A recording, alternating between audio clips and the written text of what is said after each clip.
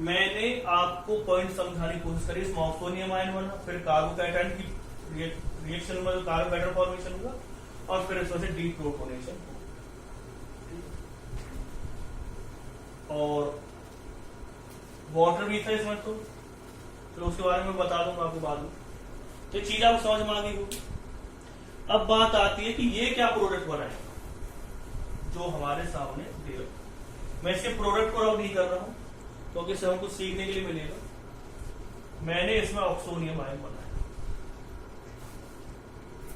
CH3 CH CH positive CH3। लेकिन ये जो कार्बोकैटायन है ये कौन सा कार्बोकैटायन है? ये है सेकेंडरी कार्बोकैटायन। रीअरेंजमेंट क्या कहता है? रीअरेंजमेंट कब होता है? रीअरेंजमेंट तब होता है जब किसी को लगता है कि जो कंपाउंड हमें दे रखा है, जब किसी को लगता है कि जो कंपाउंड है क्या उससे ज्यादा स्टेबल कार्बोकैटायन बन सकता है, तो वहां पर रीअरेंजमेंट होता है।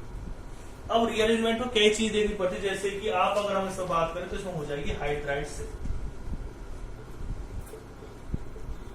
हाइड्राइड शिफ्ट का मतलब क्या है? ये वाली हाइड्रोजन यहां जा चली जाए,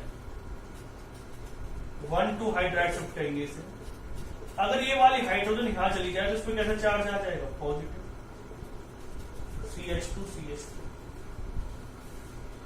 अगर ये वाली हाइड्रोजन यहां पर चली जाए तो यहां कार्बन पे कैसा चार्ज आ जाएगा? पॉजिटिव चार्ज आ जाएगा। और ये कौन सा कार्बोकैटायन बन जाएगा? Tertiary carbocation. पहला जो कार्बोकैटायन सेकेंडरी कार्बोकैटायन था, आप जानते हैं टर्सरी कार्बोकैटायन ज्यादा स्टेबल होता है, तो ये टर्सरी कार्बोकैटायन बन गया। और फिर क्या रिमूव होगा इसमें से? Proton H positive. ठीक है ना? जब प्रोटॉन रिमूव होगा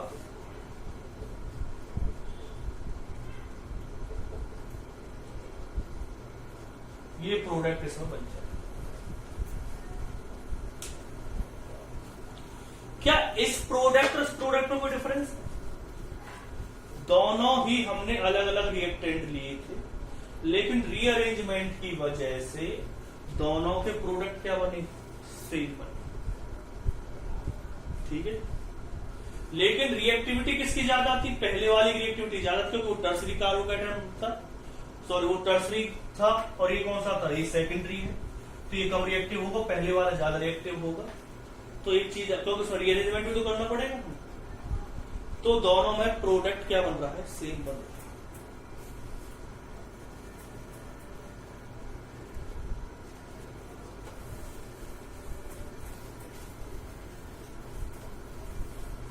अब मैं एक बात कर रहा था कि जो प्रोसेस होता है वो रिवर्सिबल होता है, उसके बारे में कुछ चीजें कर लेते हैं।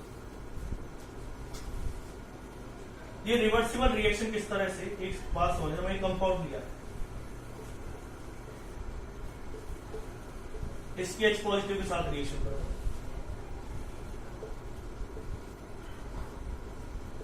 और साथ में बाहर निकलता है H3। आप आंसर H3 पॉजिटिव देखो, OH और H वाटर बाहर निकलेगा और एक H पॉजिटिव। ये प्रोसेस होता है रिवर्सिबल रिएक्शन। आप आंसर रिवर्सिबल रिएक्शन है, लेकिन अगर हमें सिर्फ यही वाला प्रोडक्ट चाहिए हो, यही वाला प्रोडक्ट अगर हमें चाहिए हो तो अब कैसे हो? पहले मैं इसमें बाउंड्री लिख लेता हूं तो थोड़ी चीज ज्यादा समझ में आ जाएगी आप। अब आपने थोड़ी देर पहले मैंने आपको एक टॉपिक करवाया था हाइड्रेशन। हाइड्रेशन एक टॉपिक करवाया था, और ये क्या है? इसमें डिहाइड्रेशन हो रहा है। पहले वाले में क्या होता था? हाइड्रेशन। दोनों ही एक दूसरे की क्या है? Reversible process. तो मैं इसमें अगर हम पॉइंट की बात करता, ठीक है, आप चाहते हैं कि जो एक प्रोसेस है वो कैसा हो? फॉरवर्ड डायरेक्शन में ही हो, यानी कि इधर की साइड ही हो। तो एक चीज मैं आपको बता देता हूं, इस प्रोसेस को करवाइए आप हाई टेम्परेचर। हाई टेम्परेचर पर क्या होगा?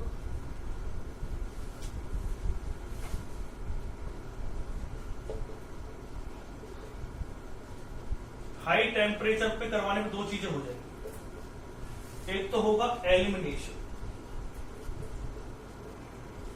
और एक होगा फ्रैक्शनल डिस्टिलेशन। आप जानते हैं कि इस रिएक्शन के अंदर जनरली एलिमिनेशन की बात करते हैं और एक बात कर रहे हैं फ्रैक्शनल डिस्टिलेशन की। ये दोनों क्यों जरूरी है इस रिएक्शन को फॉरवर्ड डायरेक्शन में करने के लिए। अगर कोई प्रोसेस हाई टेम्परेचर पे हो रहा है तो मतलब कि अगर हम रिएक्शन बात कर रहे हैं एलिमिनेशन रिएक्शन की, अगर वो हाई टेम्परेचर पे होती है तो वो स्पॉन्टेनियस होगी, डेल जी ज्यादा नेगेटिव होगी, जितनी ज्यादा डेल जी नेगेटिव होगी उतनी रिएक्शन स्पॉन्टेनियस होगी। तो एलिमिनेशन का क्यों होता है हाई टेम्परेचर पे, क्योंकि रिएक्शन कैसे हो जाती है स्पॉन्टेनियस, डेल जी नेगेटिव होने की वजह से रिएक्शन कैसी हो जाएगी स्पॉन्टेनियस। ठीक है, डेल जी नेगेटिव होने की वजह से रिएक्शन कैसी हो जाएगी स्पॉन्टेनियस। लेकिन फ्रैक्शनल डिस्टिलेशन का क्या फायदा है, इससे क्या होगा। देखो अगर आप हाई टेम्परेचर लें, वाटर का जो बॉइलिंग पॉइंट हो कितना होता है 100 डिग्री सेल्सियस, ये क्या होने लगेगा बॉइल होने लगेगा। बॉइल होने की वजह से क्या हो जाएगा, ये वेपर्स की फॉर्म में क्या हो जाएगा रिमूव हो जाएगा। और जब ये वेपर्स की फॉर्म में रिमूव होगा तो हमारे सामने एक जो प्रोडक्ट है फॉरवर्ड डायरेक्शन का वो कम हो रहा। याद रखना ये क्या होने नहीं लगेगा, बॉइल होगा रिमूव होगा, यानी कि प्रोडक्ट अगर रिमूव हो जाए तो प्रोडक्ट बचेगा एक। ये रिएक्शन एग्जिस्ट करती है इक्विलिब्रियम में, क्योंकि ज्यादातर जो रिवर्सिबल रिएक्शन वो होती है कैसी होती है इक्विलिब्रियम में एग्जिस्ट करती है। According to Le Chatelier principle, Le Chatelier principle ये कहता है अगर जिस डायरेक्शन की कंसंट्रेशन कम होगी, अगर आप इधर की डायरेक्शन की कंसंट्रेशन कम कर रहे हैं तो जो प्रोडक्ट है यानी जो रिएक्शन है वो फॉरवर्ड डायरेक्शन में जाएगी, यानी जिधर की साइड की कंसंट्रेशन आप करेंगे कम करेंगे, यानी आप प्रोडक्ट की साइड की कंसंट्रेशन कम कर रहे हैं तो रिएक्शन कौन सी डायरेक्शन में जाएगी फॉरवर्ड डायरेक्शन में जाएगी, यानी ज्यादा से ज्यादा कौन सा प्रोडक्ट बनेगा। अगर आप इस रिएक्शन को फॉरवर्ड डायरेक्शन में ले जाना चाहते हैं तो रिएक्शन आपको हाई टेम्परेचर पे करवानी पड़ेगी। एलिमिनेशन रिएक्शन आपको हाई टेम्परेचर करवानी पड़ेगी, क्योंकि अगर एलिमिनेशन रिएक्शन आप हाई टेम्परेचर पे करवाते हैं तो दो चीजें होती है, एक तो एलिमिनेट हो जाएगा प्रोडक्ट, ज्यादा रिएक्शन स्पॉन्टेनियस होगी, और एक हो जाएगा फ्रैक्शनल डिस्टिलेशन यानी जो वाटर वो रिमूव हो जाएगा बॉइल होने के बाद। और अगर वो रिएक्शन मतलब कि जो वाटर अगर रिमूव होता है तो रिएक्शन फॉरवर्ड डायरेक्शन होगी और ज्यादा से ज्यादा क्या बनेगा उसमें प्रोडक्ट बनेगा, यानी एलिमिनेशन ज्यादा होगी। हाइड्रेशन क्या होगा कम होगा, हाइड्रेशन मतलब क्या वाटर का एडिशन कम होगा और रिमूवल क्या होगा उसका ज्यादा होगा। ठीक है, फिर है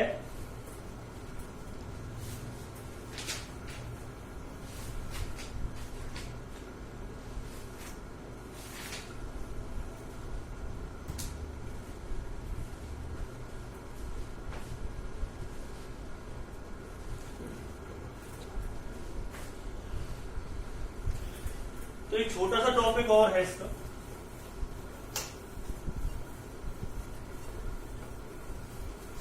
ये रिएक्शन होती है या जो मैकेनिज्म होती है रिड्यूस सिलेक्टिव,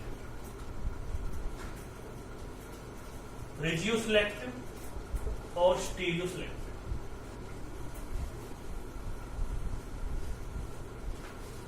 स्टीरियो सिलेक्टिव होगी या कौन सी होगी रिड्यूस सिलेक्टिव होगी। रिड्यूस सिलेक्टिव का मतलब क्या होता है,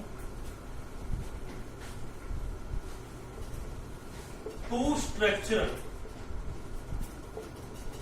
isomers as a product, but one is major compared to another. Stereoselective मतलब क्या होता है, two stereoisomers but one is major compared to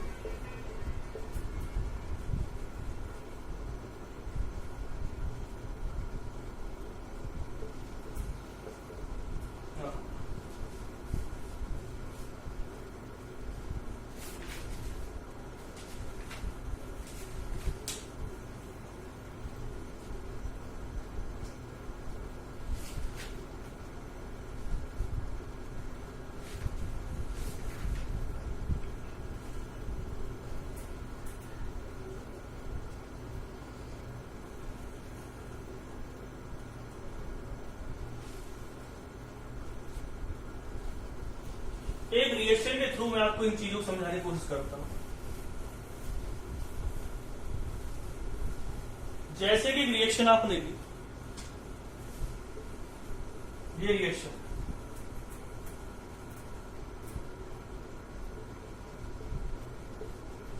आप आपने इसमें H2SO4 डाला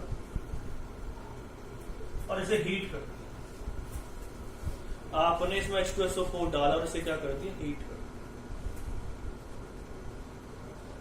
तब क्या होगा,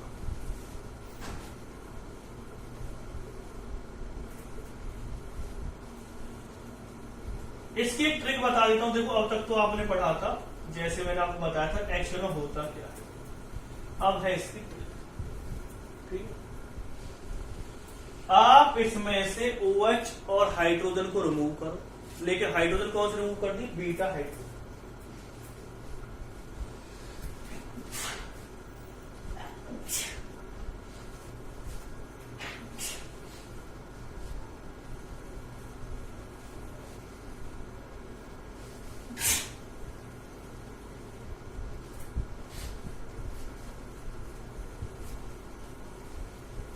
आप इसमें से बीटा हाइड्रोजन रिमूव करो।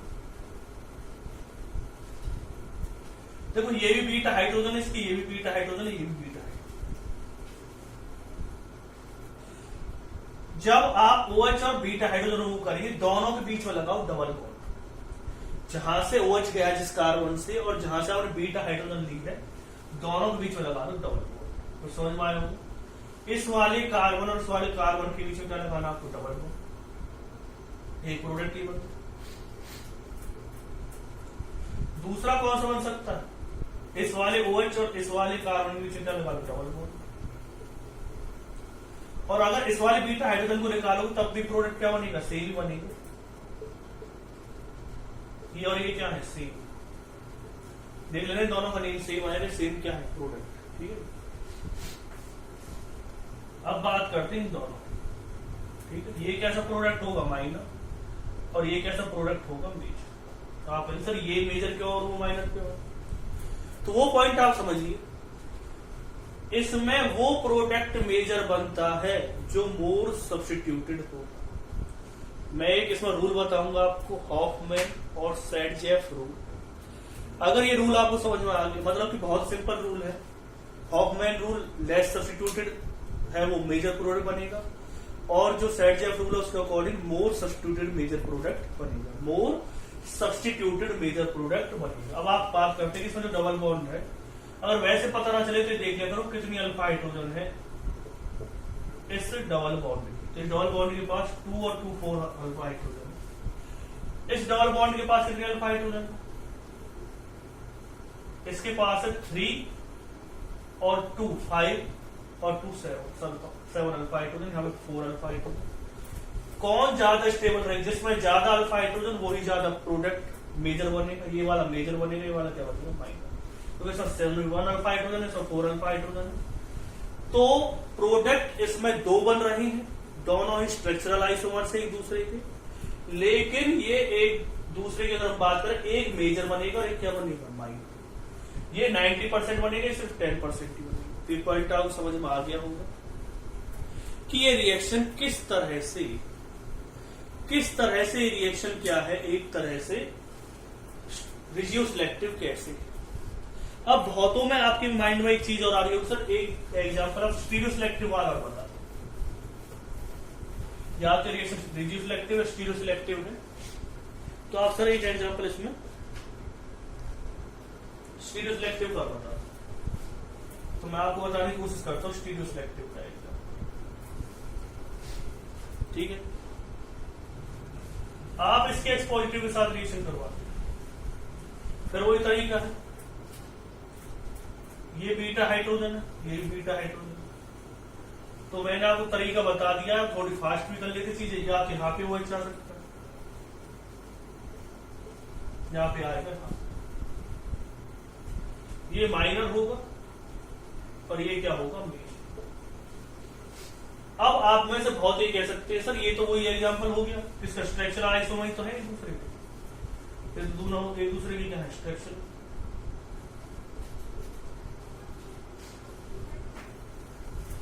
ठीक है, तो ये दोनों रिजियोसिलेक्टिव हो गए, एक मेजर हो गया, क्या हो गया, माइनर। लेकिन रुको, एक मिनट रुकिए आप। ये है हाइड्रोजन, यहां भी क्या है, हाइड्रोजन, ये क्या बन गया, सिस।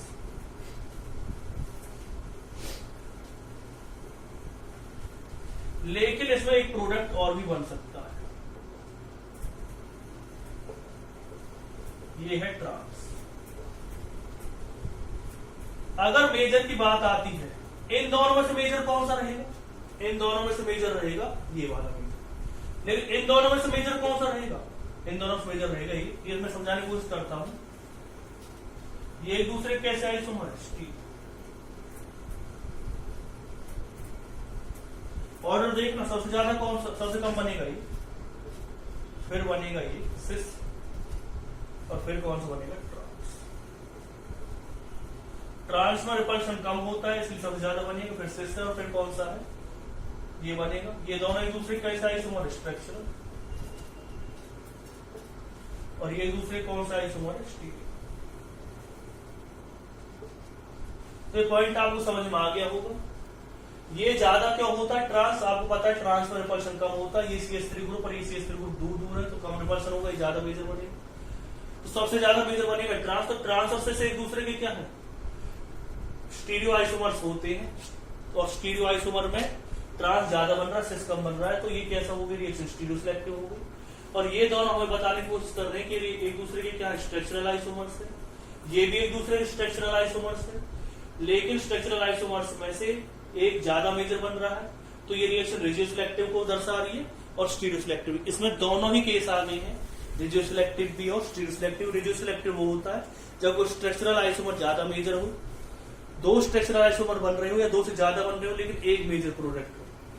स्टीरियो सिलेक्टिव वो होता है इसमें बहुत सारे मतलब प्रोडक्ट बन रहे हो, कौन से? स्टीरियो आइसोमर्स बन रहे हो, लेकिन एक क्या हो? मेजर प्रोडक्ट हो, उसे क्या कहेंगे आप? Stereo selective. तो ये रिएक्शन दोनों को रिप्रेजेंट कर रही है। तो ये इवन रिएक्शंस हो गई आपके सामने की इवन रिएक्शन कैसे होगी। अभी मैं आपको एक और बहुत ही इंपोर्टेंट, मोस्ट इंपोर्टेंट टॉपिक है नीट के लिए या मेंस के लिए, रिंग एक्सपेंशन। उसमें बहुत सारी कंफ्यूजन होती है बच्चों को, उसके बहुत सारे एग्जाम्पल के साथ मैं नेक्स्ट वीडियो आपके सामने डालूंगा। फिलहाल आप इसे पढ़ लीजिए, बहुत इंपोर्टेंट टॉपिक है। अगर हम बात करें CBSE लेवल पे तब भी डिहाइड्रेशन टॉपिक, नीट लेवल पे बात करें तब भी, और अगर हम बात करते हैं इसकी IIT और मेंस लेवल पे तब भी ये बहुत इंपोर्टेंट है।